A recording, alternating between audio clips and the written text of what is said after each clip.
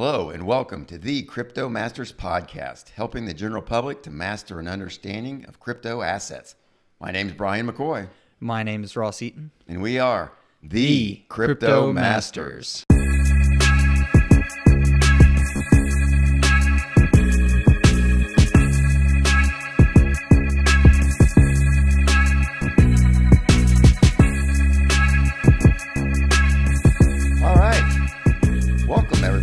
The topic of today's episode is yearn.finance.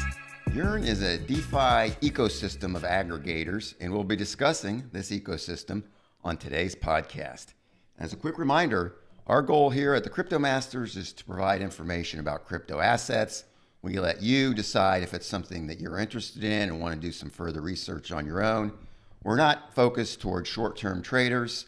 So this show doesn't really go into any short-term trading advice, more about, assets that you may want to invest in for the longer term. That's right, Brian. And we provide information about different crypto assets to allow you, the listeners, to make your own investment decisions. This is not financial advice.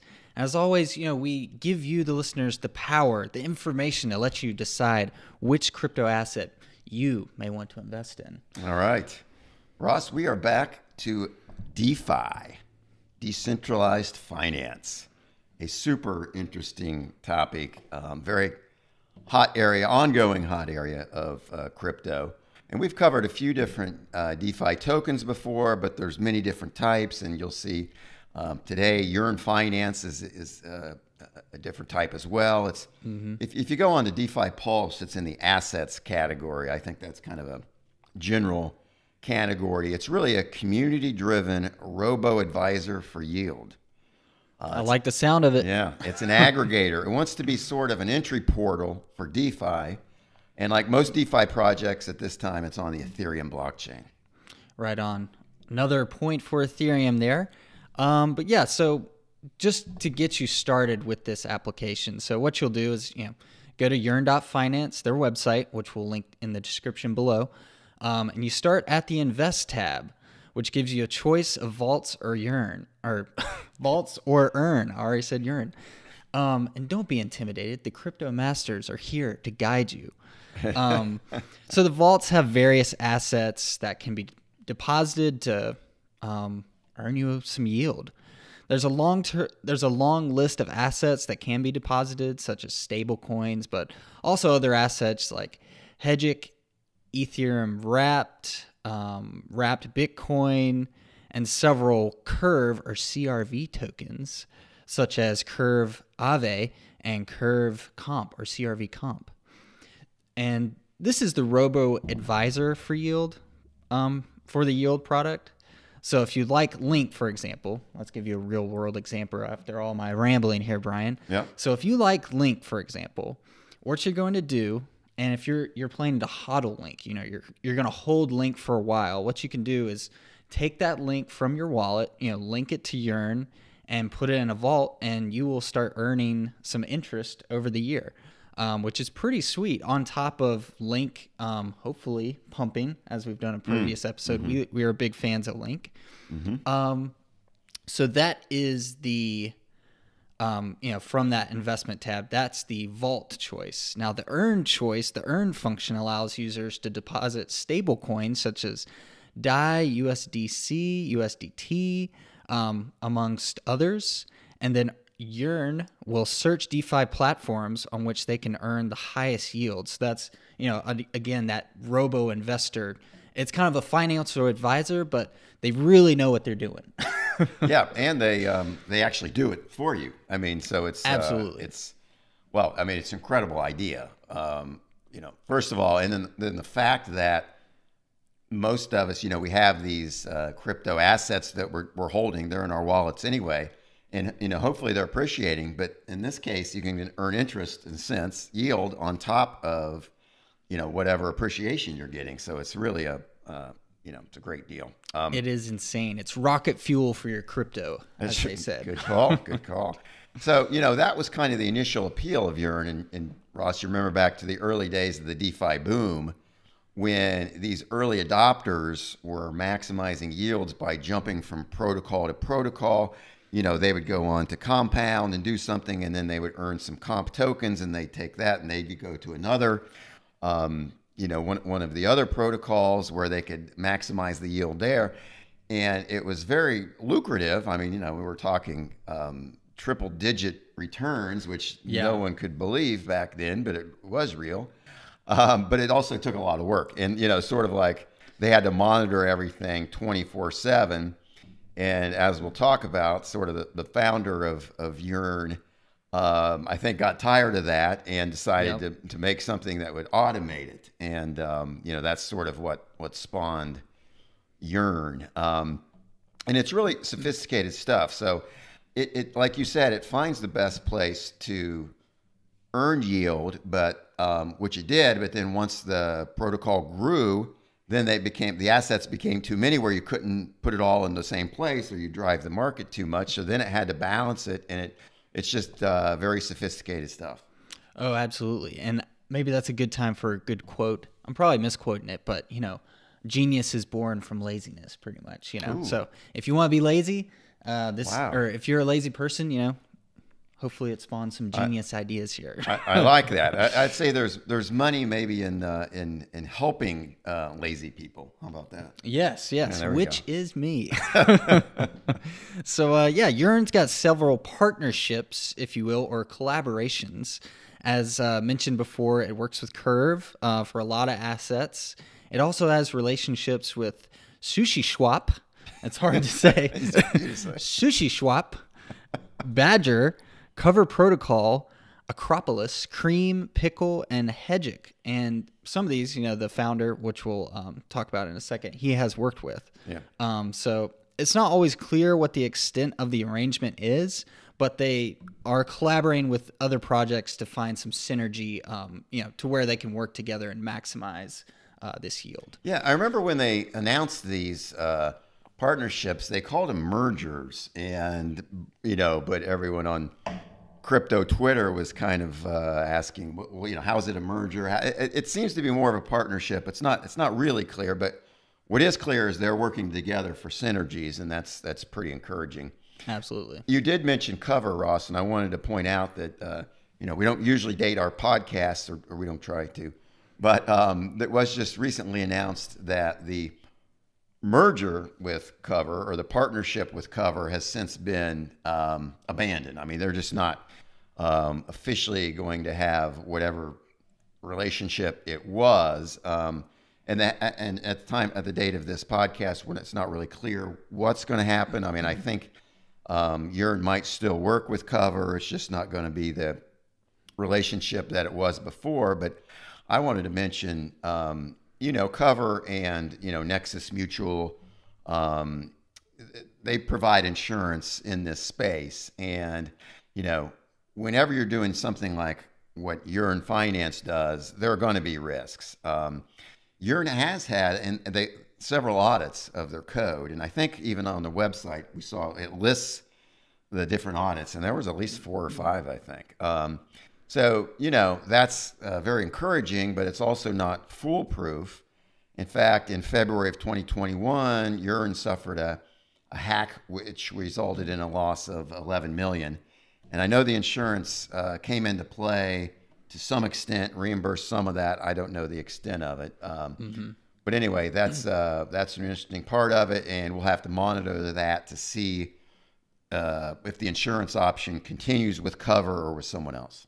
Absolutely. And I think being in computer science, one of my first lessons was nothing is 100% secure. And being in, especially DeFi, that's new, but in the crypto space, that's something that's always a grave concern, but just something you got to keep an eye on. Yeah.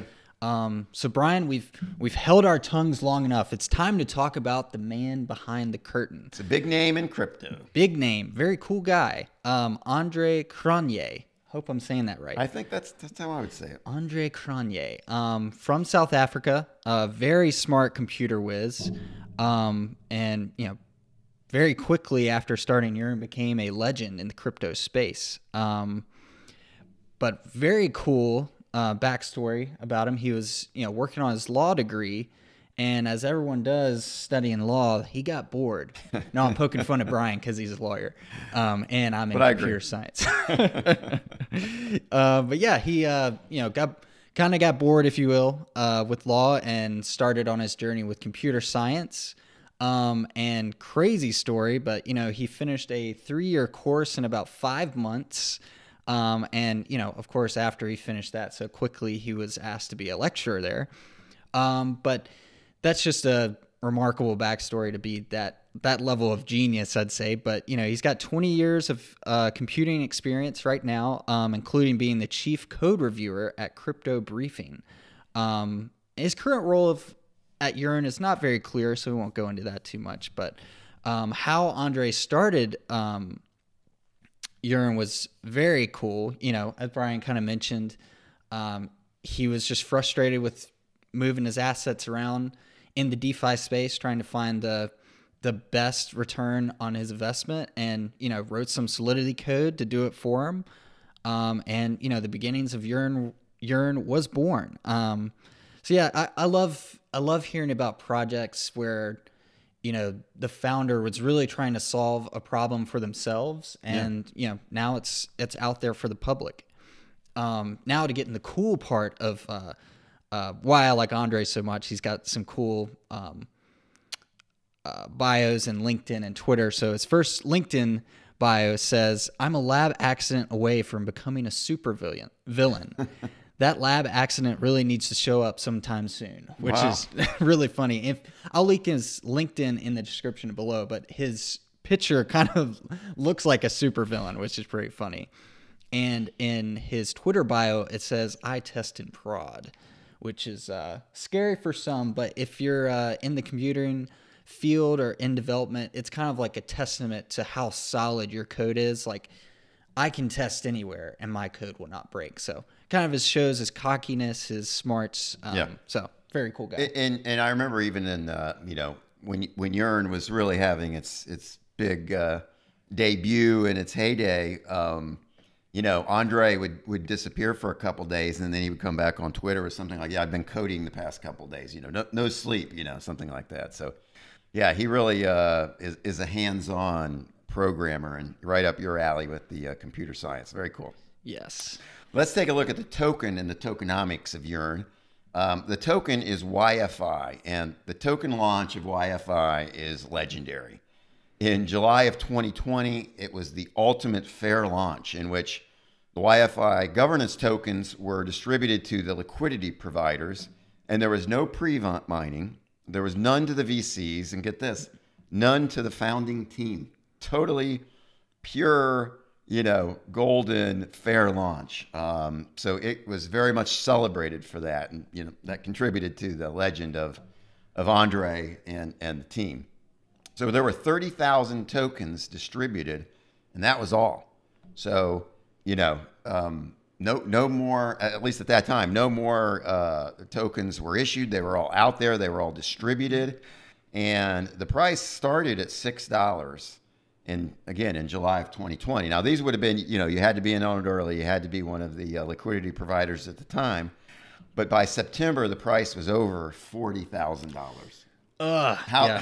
How's that for a little return on equity? Yep, that's pretty. $6 to $40,000. So that was an amazing run up, amazing pump. Yeah. So recently, there's been some developments with the tokenomics. So a lot of people, including myself, thought that the 30,000 was a hard cap. We talked about it like it was. It was often compared to, well, Bitcoin has 20 million, but Yearn only has 30,000. A small fraction. But actually, I have to admit, I was opposed to, as an owner, a holder of some YFI, I was opposed to changing that hard cap and adding any to it. But so I did sort of investigate, and it was not stated to be a hard cap, even though a lot of the people thought it was. And so the community voted on it, and they did vote to increase by a pretty large percentage, actually, the supply by about 6,600 tokens. So they minted 6,600 new tokens. They increased the supply, and that was to be used to reward developers and contributors and to form a treasury pool. So, one downside of the totally fair launch was there was no incentives for the developers, and other incentives that you can get from having a little treasury pool. And so, the community voted and they voted to do it. And so more, 6,666, I think, tokens, about 20% more were minted, were issued. And I'm okay with that. I got outvoted, but, that's the way democracy works. I accept it. And actually now I'm actually hopeful that, it will work out, that the developers will continue to develop and improve it. Absolutely. So it's total value locked, which is, often a measure that's used in DeFi project. You'll see it again, like on the DeFi Pulse or one of those. They usually measure it by total value locked. At one point in time, YFI reached almost $1 billion.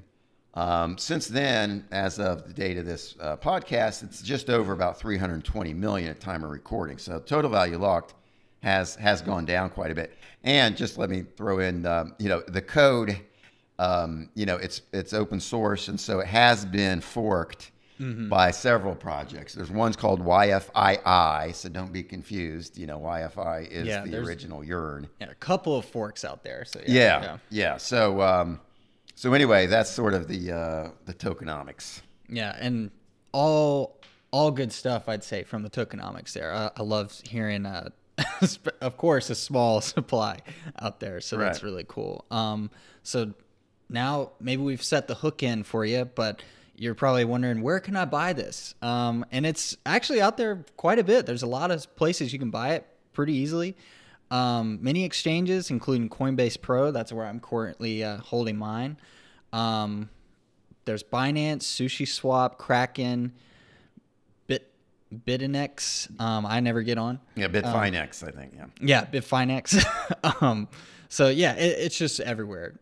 There's a lot of places you can get yearn at. So that's great news for the project too. So if you want to see that price pump up there. So. And in case anyone's wondering, of course the project does generate revenues, for itself. It charges a gas subsidy of 5% of the capital that it manages, and then when you want to withdraw your deposits, it has a fee of 0.5%. So it is generating revenue. I mean, a lot of people want to look at more traditional valuation methods, and so yes, it is actually earning some money as well. And I'd say that's, compared to other projects, that's relatively low. We've kind of been burned on some gas fees and some withdrawal fees, delving in the world of DeFi and especially yield farming. But it's in a sense, it's an active manager. So you think, what if you're going to buy a mutual fund with active management, you're going to pay an active management fee. So yeah, in a sense, it shouldn't be a big surprise. These robots don't work for free, Brian. Am I right? You got to oil them. They need oil. So, yeah, very true, very true. Yeah. I think I got that from Wizard of Oz. That's right. Yeah, the squeaky can. Yeah. Yep.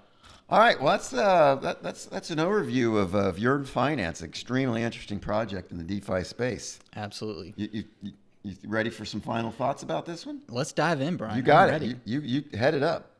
Me. I'm ready. Well, I'm ready to go, Brian. I think my final thoughts are going to be relatively short and sweet. I like the team behind this. Awesome launch. Relatively low fees to kind of get in and withdraw. Just like he said, like you'd pay a normal broker to, manage your account or trade for you. But if you believe in DeFi, which I think you should, yearn is really just maximizing that, picking the best allocation for that. So full disclosure, I have YFI, and I will be holding it for a while because I really want to see this project grow, and I think it will. But yeah, pretty short and sweet. I just think it's a no-brainer. Yeah. So yeah, my final thoughts are that it is a great project, and especially, the way it started, and it was, really interesting and well done. So kudos to that. I mentioned the minting of some new tokens, which initially I was opposed to, and some others, were as well. There was a debate, Twitter debate, and, community debate, about that. It was a change that, a lot of people didn't think was going to come. But, like I said, after it happened, I agree that the developers need to be compensated for their work. And if it's moving the project forward, which I think it will, then, I'm hopeful that it'll work out and be good in the long run. In fact, and after it happened, after they minted them, it's not like I noticed a big price drop or anything like that. No, the whole market seemed to be accepting of it, which is encouraging, and that's why I've come to terms with it. Yeah, which I think we were in at that time, and we were kind of expecting I was worried. I was a little concerned. worried. I sort of just like the narrative that it's like Bitcoin, but with a lot fewer hard cap. But it wasn't a hard cap. But anyway, it's all good. It's not Bitcoin. It's different. It needs ongoing development. Different from Bitcoin. So I hope it helps, and I think it will. So I'm good with that. One thing I wanted to say about the Ross, we've noticed that during some recent price spikes in Bitcoin and the broader market, YFI didn't really follow suit as much as I sort of expected. I would say, as a percentage, it hasn't pumped like some of the other big names. I mean, it's a blue chip. I call it a blue chip DeFi project. Oh, absolutely. And I expected a bigger price move, which hasn't happened yet. But maybe so maybe that could be good. Maybe just means it's coiling up for a bigger jump. And I do think there's some more some new vaults coming and things like that, which could help with that. So, like you said, I view it as in a sense, maybe a proxy to DeFi. If you want to, or it's saying like almost like a gateway to DeFi. And so, if you think that DeFi is going to take off at some point in the future, which I do, not financial advice, don't know when. No idea when. Right, but which I think it will. It's just a great concept, the whole decentralized finance. It's I got to say, a little bit still like for noobs, or we're talking about, the general public who's new to crypto. It's not as simple as maybe they would want it to be. So I think they still need to work on that, but it actually is. It's pretty easy once you get used to, buying, minting tokens and working on Uniswap and things like that. It becomes pretty easy, but it's still a little intimidating at first. So because of that, I think we're still a little bit away from sort of general public acceptance. I think there's some more work that needs to be done, and it will be done. So I am definitely thumbs up. I'm high on YFI. I own YFI, same as you. And so, I think it's going to be a good project. And so I'm optimistic. Go DeFi. Yeah. Not financial advice. Not financial advice. And if I sound like a broken record, I'm sorry, but I mean, this thing's running on ETH, another point for Ethereum. Yep. I don't know. Just throwing it out there. Yeah. No, you're right. Like most of DeFi still is. So, good, couple of good projects, we hope. Yes, absolutely. Well, all right. Hey, that concludes another podcast of the Crypto Masters. Join us next time. Yeah. Thank you, everyone. Thanks. Bye-bye.